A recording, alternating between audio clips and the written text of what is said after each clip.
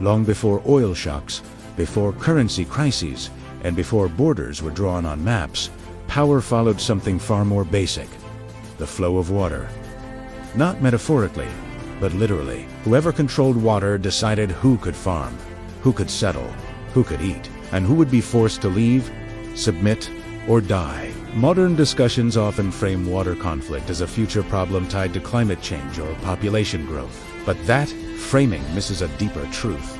Water has always been political. It has always been rationed, and it has always been fought over, not because it was rare, but because it was controllable. Water does not create power simply by existing. It creates power when it is organized, diverted, stored, and denied. The moment societies learned how to manage water at scale, they also learned how to rule. Civilization did not begin with trade. It began with irrigation. The first cities did not emerge where land was richest or climates were kindest, but where water could be managed. Mesopotamia, Egypt, the Indus Valley, and the Yellow River Basin were not accidents of geography. They were early experiments in control. Rivers were unpredictable.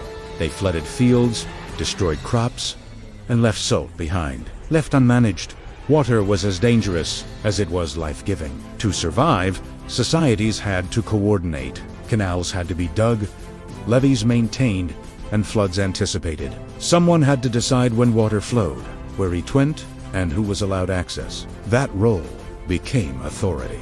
In early Mesopotamia, irrigation canals stretched 4 miles across arid land, turning desert into farmland. But canals required constant labor, timing, and enforcement. If one city diverted too much water upstream, the city downstream starved. Water allocation was not an environmental issue. It was a political one. City-states fought over canals, the way later empires fought over ports. Sabotaging a rival's irrigation system could be more effective than attacking its walls. You did not need to conquer a city. You only needed to dry it out. This logic was written into law. The Code of Hammurabi, one of the earliest legal systems in history, contained detailed regulations about water use, canal maintenance, and punishment for negligence. Water mismanagement was not just inefficient, it was criminal. Water was already infrastructure, and infrastructure was already power. Egypt refined this model further. The Nile flooded predictably. But predictability did not mean simplicity. Flood levels determined harvests, harvests determined taxation, and taxation determined state capacity. Pharaohs ruled not just through divine myth, but through control of calendars, flood measurements, and grain storage.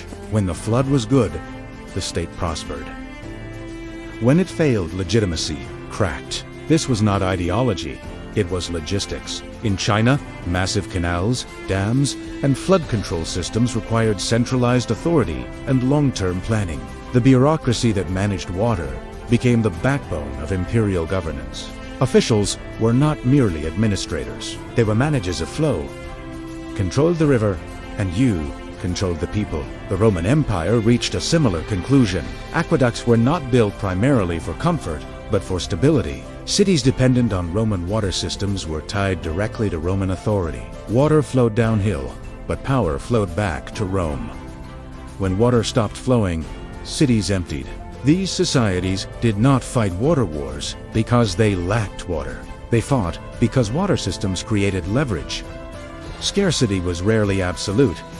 Control was everything. As irrigation expanded, populations grew. As populations grew, dependence deepened. More people required more food, which required more water coordination. Coordination demanded authority, and authority demanded compliance. This created stability, but it also created fragility.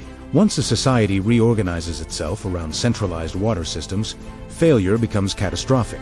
In Mesopotamia, centuries of irrigation slowly poisoned the soil as salts accumulated and crop yields declined.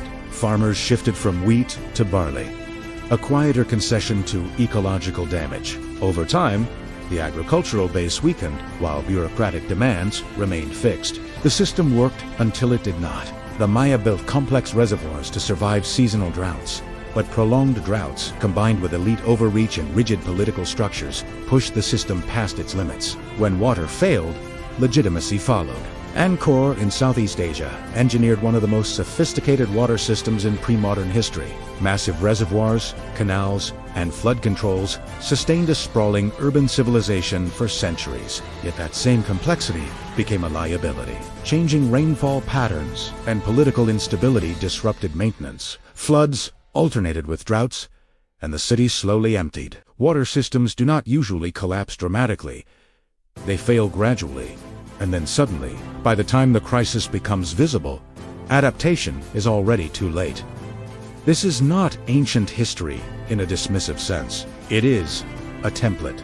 In the modern world, water is managed through dams, treaties, pricing systems, and infrastructure that spans borders. But the underlying logic remains unchanged. Whoever controls upstream controls downstream.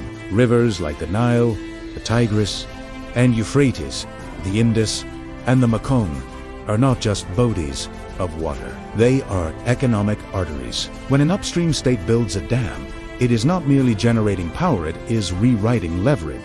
Conflict does not begin with scarcity, but with asymmetry. At this point, the analogy to money becomes unavoidable. Just as early states learned to control water flows, modern states learn to control capital flows. Liquidity, credit, energy, shipping, and data follow the same pattern. Systems are centralized, efficiency is optimized, and stability is assumed. Then disruption arrives with political consequences. Water pricing makes this dynamic visible. When water is treated as a managed asset, efficiency improves on paper, but fragility grows. When prices rise faster than incomes, access becomes stratified. When maintenance is deferred, failures compound. Modern water crises rarely stem from absolute shortage. Reservoirs exist. Pipes exist. Engineers exist. What fails is coordination between institutions, incentives, and long-term planning. Systems optimized for calm conditions break under stress. When they do, the public does not experience it as a technical failure. They experience it as instability and loss of trust. The system did not fail because water disappeared, but because allocation broke legitimacy. Societies do not collapse because they rely on resources. They collapse because they mistake control for permanence. Ancient rulers believed canals would always flow if authority was strong enough. Modern policymakers believe infrastructure will always hold if funding models are clever enough. Both are half right and dangerously wrong. Climate changes, demand shifts, and political incentives distort decisions. Systems built for yesterday's stability struggle to adapt to tomorrow's variability. Water makes this reality unavoidable because it cannot be abstracted away. You cannot print it or replace it with derivatives. When it stops flowing, reality asserts itself, and reality does not negotiate. The uncomfortable lesson is not that scarcity causes conflict, but that control creates dependence, and dependence creates vulnerability. The societies that survived longest were not those with the most impressive infrastructure, but those that preserved redundancy, decentralization, and the humility to expect disruption. History does not reward systems that work perfectly under ideal conditions. It rewards systems that fail gracefully.